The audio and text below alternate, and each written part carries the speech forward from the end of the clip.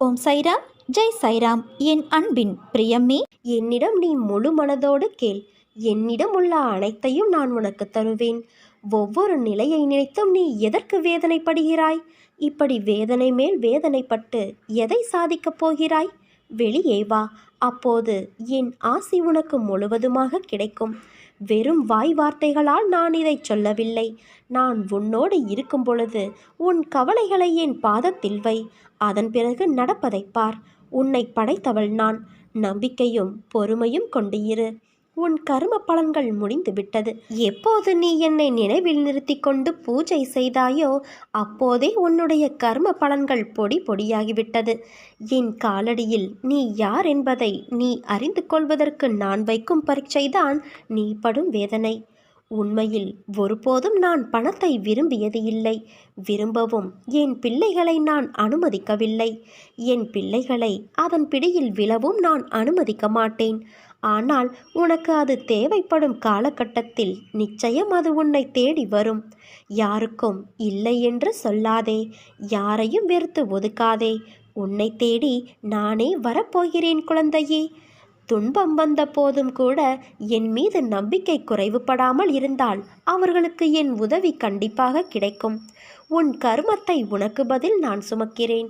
உன் செயல்களில் உன்னை விட நானே முன்னால் நிற்பேன். நீ விழிப்புணர்வு இன்றி இருந்தாலும் நான் மிகவும் விழிப்போடு உன்னை முன்னின்று நடத்தி வைக்கிறேன்.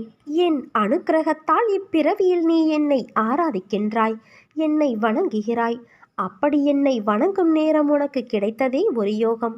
உன்னை பற்றி உனக்கு எதிராக யாராவது பேசினால் சற்றும் கலங்காது சென்றுவிடு. அவருடைய சொற்கள் உன் உடலை துளைத்து விட முடியாது. பிறருடைய செயல்கள் அவர்களையே பாதிக்கும், உன்னை அல்ல. உன்னுடைய செயல்கள் மட்டுமே உன்னை பாதிக்கும்.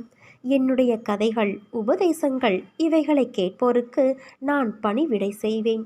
செய்வது மட்டுமல்ல, அவர்கள் ஆசைகளையும் நான் பூர்த்தி செய்வேன். என் குணநலன்களை, என் மகிமைகளை, என் லீலைகளை எப்போதும் நினைப்பவர்கள் தாமரை மலர் மீது வண்டு மொய்ப்பது போல அவர்கள் என்னிடமிருந்தே பக்தியை வளர்த்து கொண்டே இருப்பார்கள். உன்னுடைய கோரிக்கைகளை நிறைவேற்றி உன் பிரார்த்தனை அனைத்திற்கும் பதில் கொடுப்பதற்காகவே நான் அவதரித்து வந்தவன் என்பதை நீ உணர்ந்து கொள்.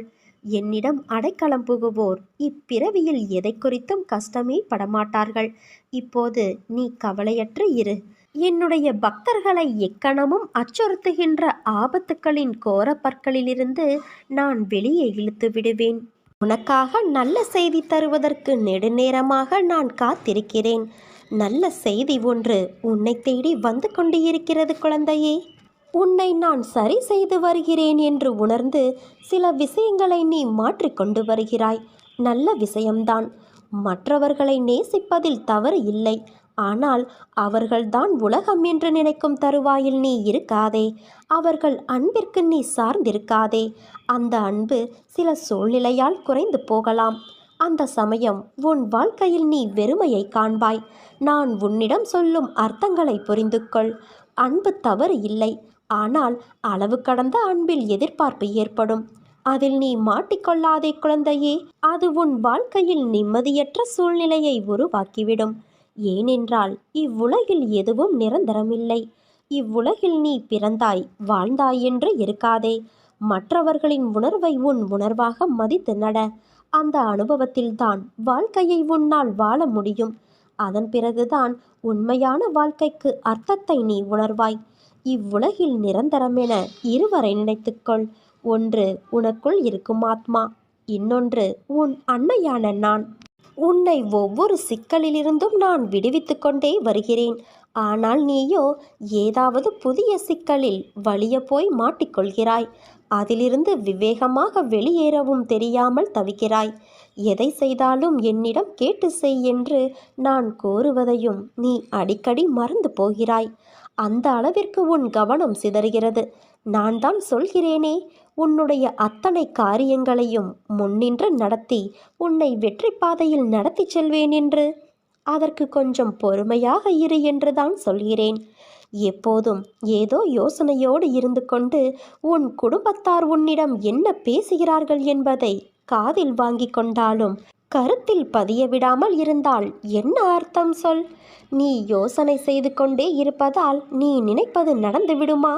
அதற்கென்ற நேரத்தை நான் உருவாக்க வேண்டாமா? நீ எதிர்பாராத விஷயங்களை எதிர்பாராத நேரங்களில் நான் செய்து கொடுக்கவில்லையா? அதே போல எல்லாம் சுபமாக முடியும். உனது முயற்சியை கைவிட்டு விடாது எந்த பலன்களையும் எதிர்பாராமல் மனதை சலனமின்றி வைத்துக்கொண்டு உன் வழியில் நீ போ. அந்த வழி முற்கள் நிரம்பி குண்டும் குழியுமாக இருந்தாலும் நீ நடப்பதற்கான மலர்பாதையாக நான் அமைத்து கொடுக்கிறேன். எப்போதும் என் நாமம் உன் நாவில் இருக்கட்டும். என் உருவம் உன் கண்களில் நிலைக்கட்டும்.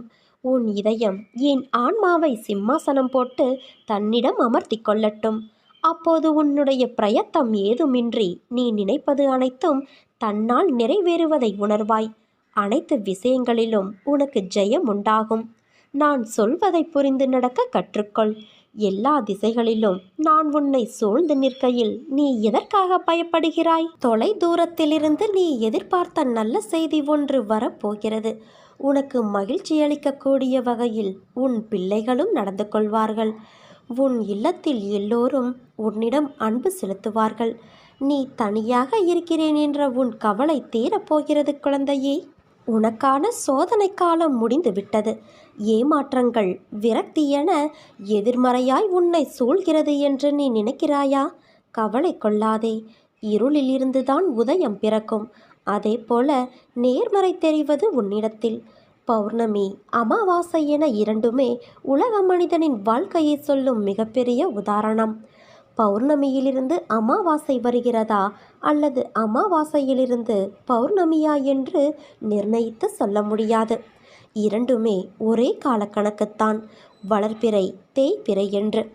அவற்றைப் போலவே மனிதன் முன்னேறுகிற காலமும் இருக்கும், சறுக்குகின்ற காலமும் இருக்கும். இரண்டும் காலங்கள் நிர்ணயிக்கப்பட்ட விதி. அதுதான் உன் வாழ்க்கையில் இப்போது நடக்கிறது. உன் வழிகளை கண்டும் நான் எப்படி அதை எடுத்துக்கொள்ளாமல் இருப்பேன்? எல்லாம் நன்மைக்கே என்று நம்பு. உன் நம்பிக்கையும் பொறுமையும் தான் வாழ்க்கையை வெற்றி என்னும் திசையில் பயணிக்க வைக்கும். நீ எல்லா செல்வ வளங்களையும் பெற்று சீரும் சிறப்புமாய் வாழ்வாய். இது உன் அன்னையான என்னுடைய சத்திய வாக்கு. உனக்கு வரும் துன்பங்களால் நீ துவண்டு போகாதே. நடப்பவையெல்லாம் உன் நன்மைக்காகத்தான் நடக்கிறது என்று நம்பு. நீ உன்னுடைய கஷ்டமான சூழ்நிலைகளையெல்லாம் கடந்து உன் வாழ்க்கை பாதை அன்பு நிறைந்த அழகானவையாய் மாறும். இது உன் அன்னையின் வார்த்தைகள். சதா சர்வ காலமும் நான் உனக்கு பின்னால்தான் உனக்கு உறுதுணையாக நிற்கின்றேன். உனக்கு எது என்று நிர்ணயிக்கப்பட்டதோ அது உன்னிடத்தில் வந்து சேரும். அது வந்து சேரும் காலத்தையும் நீ நெருங்கிவிட்டாய். உன்னை இதே சூழ்நிலையில் நான் விட்டுவிட மாட்டேன் குழந்தையே. உனது வாழ்க்கை வண்ணமயமாக விளங்கப் போகிறது. நிச்சயம் நீ தடைகளை தகர்த்து வெற்றி அடைவாய். உன் அன்னையான நான் உன்னை வெற்றியடைய வைப்பேன். வாழ்க்கையில் நீ உயர்ந்த நிலையை அடைவாய் குழந்தையே. லட்சியத்தை நோக்கி அசைக்க முடியாத உறுதியோடும் பொறுமையோடும் செயல்பட்டால்தான் நீ வெற்றி பெறுவாய். நீ பிறருக்கு செய்யும் தன்னலமற்ற நன்மை என்ற ஒன்றினால் உன்னுடைய கர்மாக்களை நீ கரைந்து போக செய்ய முடியும். நீ ஒரு அடி எடுத்து வைத்தால் உனக்காக நான் 100 அடி வைப்பேன். இதை நீ நடைமுறைப்படுத்திப்பார். விரைவில் உன் பிரச்சனை தீர்ந்துவிடும். நான் உனக்கு அடிக்கடி கூறுவது, நீ செய்யும் எந்த காரியத்திற்கும் பலனை எதிர்பார்த்து செய்யாதே என்று. பிறகு அவர்களுக்கு நான் என்னவெல்லாம் செய்தேன், ஆனால் அவர்களோ எனக்கு தீங்கு இழைத்து விட்டார்கள் என்று புலம்பாதே. அவரவர்கள் செய்யும் செயல்களுக்கான பலனை அவர்கள் நிச்சயம் அனுபவிப்பார்கள். விவேகத்தை கடைப்பிடி. தெய்வ பக்தியோடு நீதிக்கு கட்டுப்பட்டு வாழ். இதனால் நீ என்றும் தாழ்ந்து போக மாட்டாய். உனக்கான ஒன்று நிராகரிக்கப்படுகிறது என்றால் நீ வருத்தமடையாதே. அதைவிட மேலான ஒன்றை உனக்கு நான் கொடுப்பதற்காக ஏற்பாடுகளை மேற்கொண்டிருக்கிறேன் என்று நம்பு. என் மீது முழு நம்பிக்கையோடு இருப்பவர்கள் என்னை விளக்கு ஏற்றி வழிபட்டால் மட்டும் போதும். வேறு யாரிடமும் சென்று எந்த பரிகாரமும் செய்ய தேவையில்லை. இதை யாரும் புரிந்து கொள்வதாக இல்லை. அதுதான் எனக்கு மன வருத்தம் அளிக்கிறது. உன் பிரச்சனை எதுவானாலும் அதற்கு பரிகாரம் என்னிடம் உண்டு. என்னை பரிபூரணமாக நம்பு. உன் உடல், மனம், பக்தி, செல்வத்தை என் பாதத்தில் வை. உன்னை விட்டு நான் எங்கே செல்வேன்? உன் இதயமே என் கோவில், என் இருப்பிடமே உன் இதயம். எப்போது என்னை உறுதியாக பற்றி கொள்ள ஆரம்பித்தாயோ அப்போதே நீ விடுதலையின் படியில் காலை வைத்து விட்டாய் என்பதை உறுதியாக நம்பு. கருணை உள்ளம் கொண்ட நான் உன்னுடைய வலியையும் பிரச்சனைகளையும் நிர்மூலமாக்கி விடுவேன். அனைவர் மீதும் கருணை கொண்ட நான் நிச்சயம் உன்னையும் பாதுகாப்பேன். நான் என்றும் உன்னை கவனித்து வருகிறேன். உன் எண்ணம் தடுமாறும்போது உன்னை நல்வழிப்படுத்தி தூய சிந்தனை அளிப்பேன். நீ வேதனைப்படும் காலத்தில் உன்னோடு இருந்து உனக்கு ஆறுதலளித்து வேதனை போக்கும் வழியை நான் கூறுவேன். உன் வீட்டில் பாதுகாவலனாக இருந்து உங்கள் அனைவரையும் தீய சக்திகள் அண்டவிடாமல் தடுத்து உங்களை நான் காப்பேன். இல்லறத்தில் நல்லறம் காக்க ஒவ்வொரு நிமிடத்திலும் உன் மனதில் எச்சரிக்கை செய்வேன். உன் எண்ணங்களை ஆராய்ந்து உனக்கு என்ன தேவையோ அதை நான் அளிப்பேன். என்றுமே உன்னை அஞ்ஞானத்தில் மூழ்க விடாமல் சத்திய தர்மத்தை உன் மனதில் புகுத்துவேன்.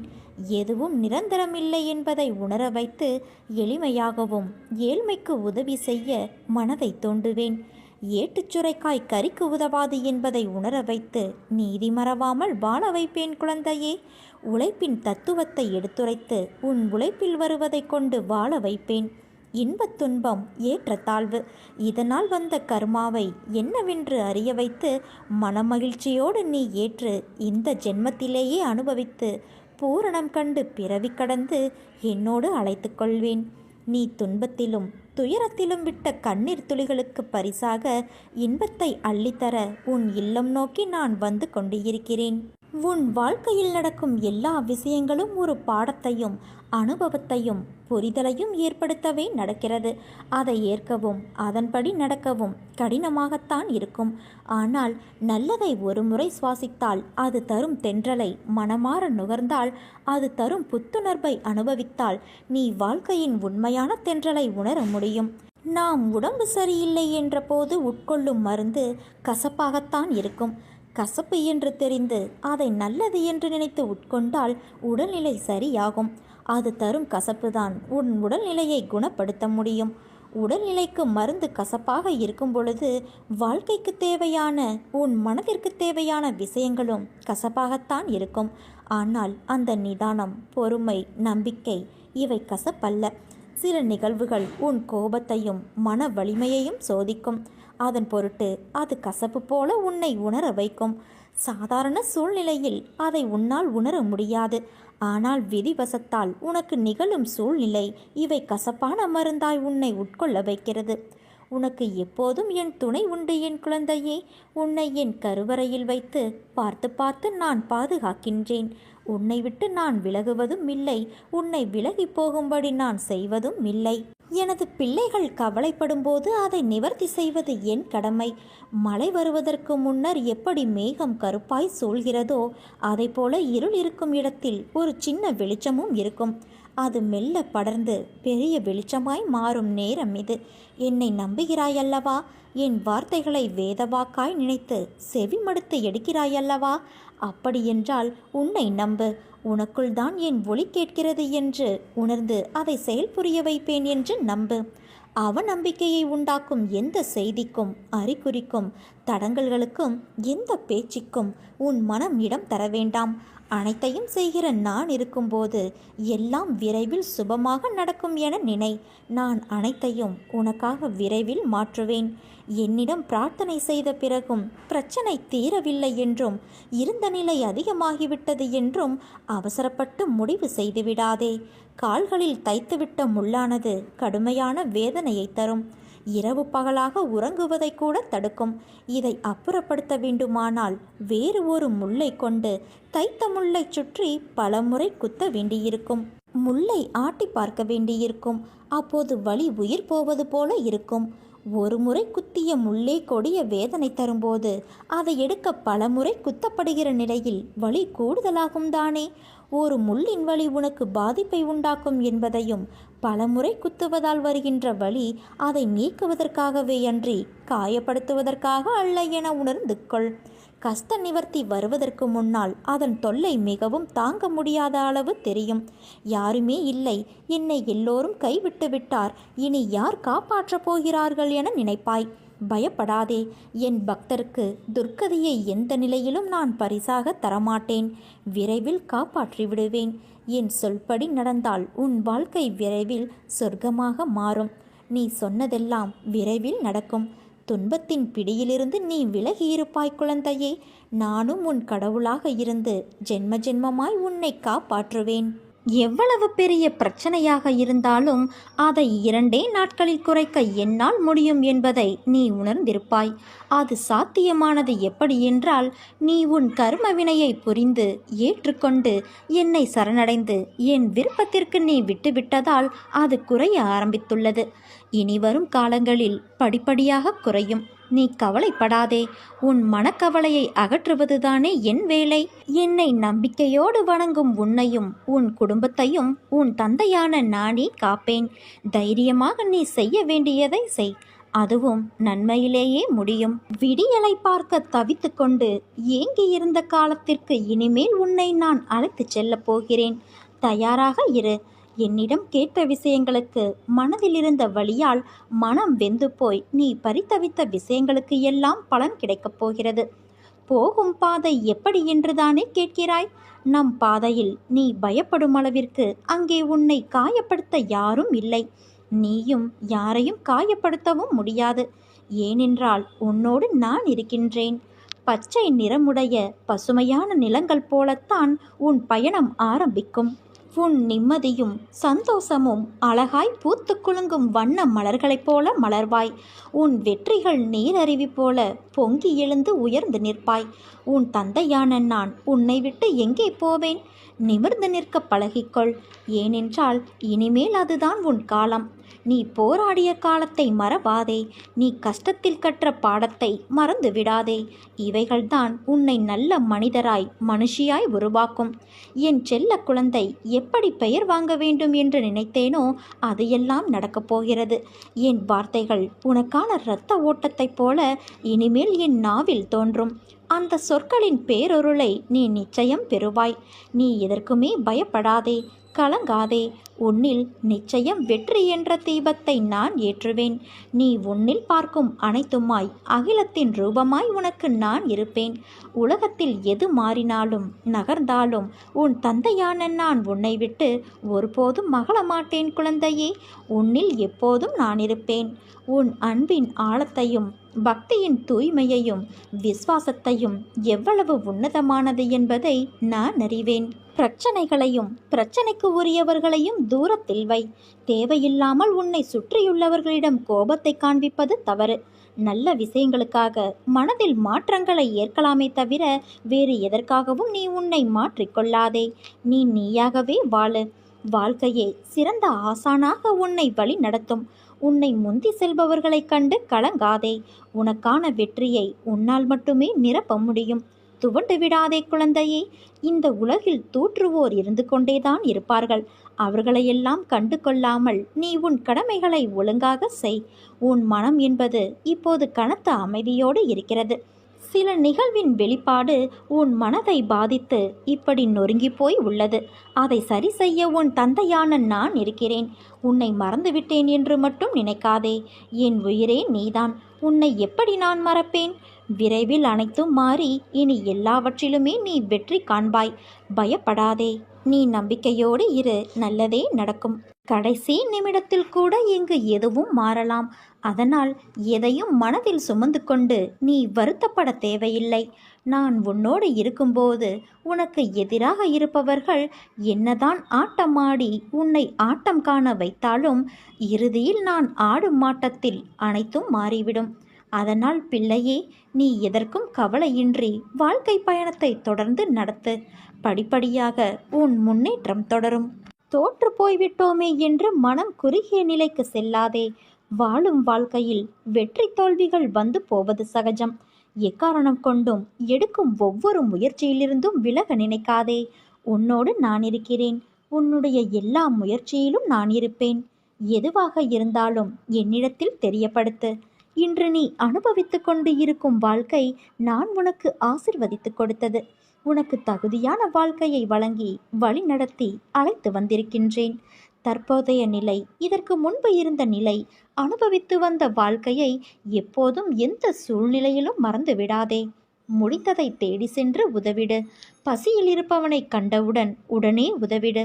யாரையும் புண்படுத்தும் வகையில் நடந்து கொள்ள நினைக்காதே. தான் என்ற கர்வத்தை விட்டுவிடு குழந்தையே. எந்த சூழ்நிலையிலும் உன்னை மறவாமல் உன்னை பாதுகாத்து நிச்சயம் அனைத்திலும் இருந்து விடுவித்து உன்னை உயர்த்தி பார்க்கப் போகிறேன். வாழ்க்கையில் கஷ்டங்கள் வந்து உன்னை ஸ்தம்பித்து விட்டதாக நீ நினைக்கிறாய் அல்லவா? ஆனால் அது உன்னையும் உன் வாழ்க்கையையும் நல்ல திசையில் போக காரணமாய் இருந்தது. நீ போகும் பாதையில் முட்கள் உன்னை குத்தி வழி கண்டது என நினைப்பது சரிதான். ஆனால் அந்த முட்கள் உன் கால்களில் குத்தாவிட்டால் நீ மேலே நிமிர்ந்து கொண்டேதான் நடந்திருப்பாய். கீழே குனிந்து பாதை எப்படி இருக்கிறது என்று பார்த்திருக்க மாட்டாய். உனக்கு ஏற்பட்ட வலி என்பது உன்னுடைய அகத்தையும் புறத்தையும் சுத்தப்படுத்தத்தான். அது ஒரு நாளும் உன்னை துன்பத்திற்காக ஏற்படுத்தியதல்ல. அதனால் எல்லாம் சரியாகிவிடும். எதற்கும் நீ கலங்காதே குழந்தையே.